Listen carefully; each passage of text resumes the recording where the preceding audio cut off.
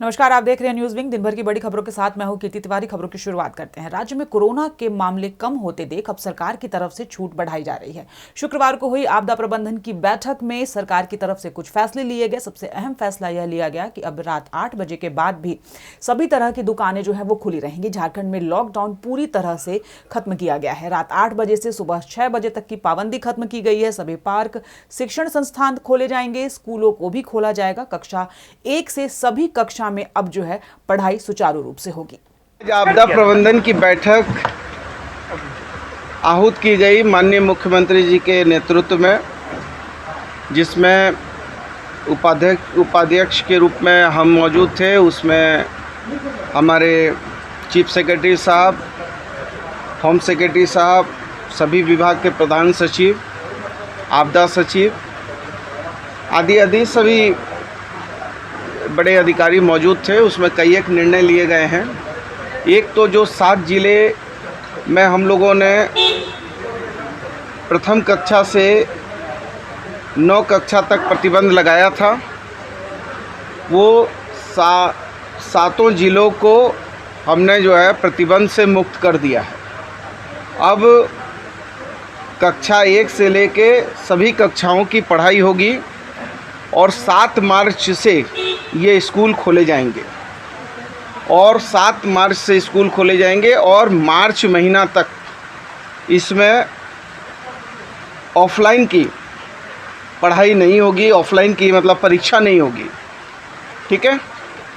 दूसरा है कि पार्क, पर्यटन स्थल खोल दिए जाएंगे।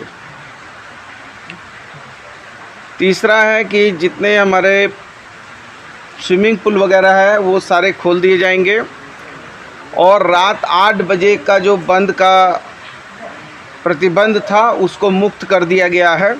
वहीं private school and children welfare association पासवा के प्रदेश अध्यक्ष आलोक कुमार दुबे ने करीब 2 साल बाद राज्य के शेष बचे 7 जिलों में भी कक्षा 1 से ऊपर तक के सभी स्कूलों को खोलने की अनुमति दिए जाने पर सरकार के प्रति आभार जताया है। पासवा के प्रदेश अध्यक्ष आलोक कुमार दुबे द्वारा इस फैसले के बाद स्वास्थ्य एवं आपदा प्रबंधन मंत्री बन्ना गुप्ता से मुलाकात कर उनके प्रति आभार जताया। तो दूसरी तरफ उन्होंने कहा कि मुख्यमंत्री हेमंत सोरेन से मिलकर भी उन्हें आभार जताएंगे। साथ ही साथ उन्होंने ये भी कहा कि कोरोना काल में स्कूल के बंद रहने से बच्चों की पढ़ाई जो है वो बुरी तरह से प्रभावित हुई है। पासवा ही एकमात्र ऐसा संगठन है जो लगातार बच्चों की बाधित हो रही पढ़ाई का मुद्दा उठाता रहा।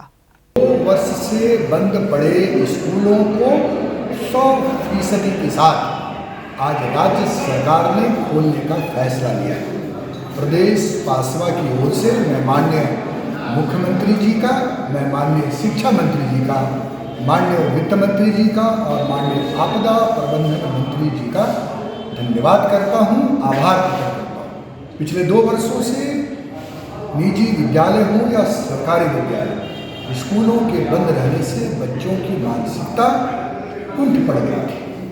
पठन पाठन का माहौल पूरी तरह से समाप्त हो गया। लगातार पासवा स्कूल खोलने की मांग कर रही है।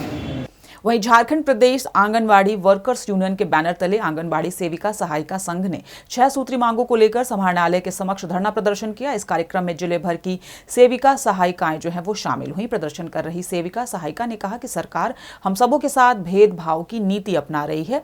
ना तो हमारी नौकरी को सरकारीकरण किया जा रहा है और ना ही उचित मानदेय दिया जा रहा है। यहाँ तक कि सेवानिवृत्ति के बाद भी रिटायरमेंट के रूप में फूटी कौड़ी भी नहीं दी जा रही है। वक्ताओं ने कहा कि सरकार की इस उदासीनता के कारण ना तो हम सुरक्षित हैं और ना ही हमारे परिवार का भविष्य सुरक्षित है। हम लोगों का मांग है आंगनबाड़ी सेविका सहायिका का नियमावली बनाया जाए। सेविका सहायिका को सरकारी नौकरी में क्रमशः तृतीय एवं चतुर्थ वर्गीय घोषित किया जाए। दूसरा है आंगनबाड़ी सेविका सहायिका को जब तक सरकारी कर्मचारी में बहाली नहीं किया जाता है तब तक सेविका को 25,000 रुपया तथा सहायिका को 15,000 रुपया बढ़ती हुई महंगाई को देखते हुए भुगतान सुनिश्चित करने का कोशिश किया जाए। आंगनबाड़ी सेविका सहायिका को सेवानिवृत्त लाभ का एक मुश्त 5 लाख रुपये एवं पेंशन लागू किया जाए। कार्य अवधि में सेविका सहायिका को मृत्यु होने पर उनकी अनुकंपा के आधार पर उनके घर की बहू सेविका सहायिका के पद पर चयन किया जाए। वहीं पूर्वी सिंहभूम जिले के राखा क्षेत्र अंतर्गत स्वासपुर इलाके में बन रहे पुलिस प्रशिक्षण केंद्र में कार्य कर रहे ठेका कर्मियों को न्यूनतम मजदूरी से वंचित किया जा रहा है। Messrs bull fighter security services नामक संवेदक के अंतर्गत ये तमाम कर्मचारी कार्यरत हैं। बता दें कि यहाँ संवेदक के तहत 50 ठेका कर्मी अलग अलग तरह के कार्य कर रहे हैं। वैसे इस मामले में all India trade union Congress ने पूर्व में ही मजदूरों के हक को लेकर आंदोलन शुरू कर दिया था। इसी के तहत शुक्रवार को जिला उप श्रमायुक्त कार्यालय में त्रिपक्षीय वार्ता आयोजित की गई थी, जिसमें संवेदक पक्ष में एक तरफ से कहा गया कि उनके द्वारा न्यूनतम वेतन भुगतान किया जा रहा है। ऐसे में उप श्रमायुक्त के द्वारा संवेदक पक्ष से वेतन भुगतान के कागजातों की मांग की गई है और फिर से कागजातों के जांच के उपरांत ही आगे की कार्रवाई सुनिश्चित की जाएगी। राखा माइंस के पास में पुलिस प्रशासन प्रशिक्षण केंद्र है। वहाँ पर ये मजदूर साफ सफाई से लेकर के तमाम काम करते हैं। पिछले दिनों मुझे शिकायत मिली थी कि इन लोगों का न्यूनतम वेतन नहीं दिया जाता। इस पर डीएलसी महोदय के यहाँ हम लोगों ने लिखित आवेदन दिया है। इस पर आज संज्ञान लिया गया। मालिक पक्ष से भी उपस्थित हुए। खुशी की बात है कि मालिक पक्ष से उपस्थित होकर के और सब चीज़ सुना है इन्होंने। और कल पुनः फिर डेट रखा गया है साक्ष्य के लिए। जो भी इनके पास साक्ष्य है प्रस्तुत करेंगे। मजदूरों के पास साक्ष्य जो है उसको प्रस्तुत किया जाएगा और फिर अंतिम डिसीजन कल हम लोग लेंगे।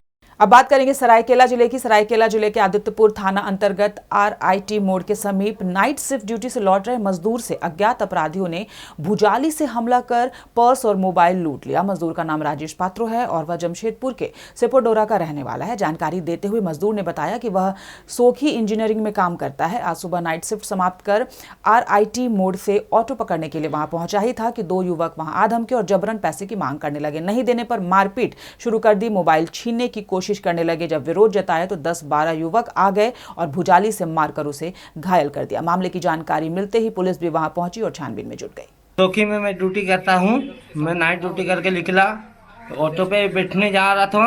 ये RIT मोड़ पे बैठने जा रहा था तो वहाँ पर ही 2 लड़का ने आया, मेरे को बोला कि पैसा दो। मैंने नहीं दिया तो फिर 10 लड़का आ गया उसके पीछे, और 2 लड़का के पीछे 2 लड़का के पीछे 10 लड़का आ गया। मेरे को बोला तुम इतना पैसा दो नहीं तो तुम जान से चल जाओगे। फिर मैंने बोला कि पेमेंट नहीं हुआ है, मैं दे दूंगा। तो मेरा पर्स और मेरा मोबाइल छीन के ले गए। ऊपर से मेरे को भुजाली भी मारे वो लोग। मैं आदित्यपुर थाना आया हूँ कि उनका केस करने। वहीं चतरा सदर थाना क्षेत्र के ऊंटा गांव में चाची और 9 वर्षीय भतीजे की मौत चेक डैम में डूबने से हो गई। बताया जा रहा है कि ऊंटा गांव की उषा देवी नामक महिला गांव से ही सटे हदहदवा नदी पर बने चेक डैम में कपड़ा धोने के लिए गई थी। साथ में उसका 9 साल का भतीजा रोहित भी नहाने गया था। नहाने के दौरान ही भतीजा चेक डैम में डूबने लगा। उसे देख महिला भतीजे को बचाने के लिए पानी में उतरी, लेकिन महिला बच्चे को बचाने की बजाय खुद भी डूब गई। थोड़ी देर पहले 20 मिनट पहले सूचना मिली है कि ऊंटा गांव में तालाब में डूबने से 2 लोगों की मौत हुई है। जो भी नियमानुसार सरकारी प्रावधान जो मिल सकेगा आपदा राहत के तहत उसको दिलवाने का हम लोग प्रयास करेंगे।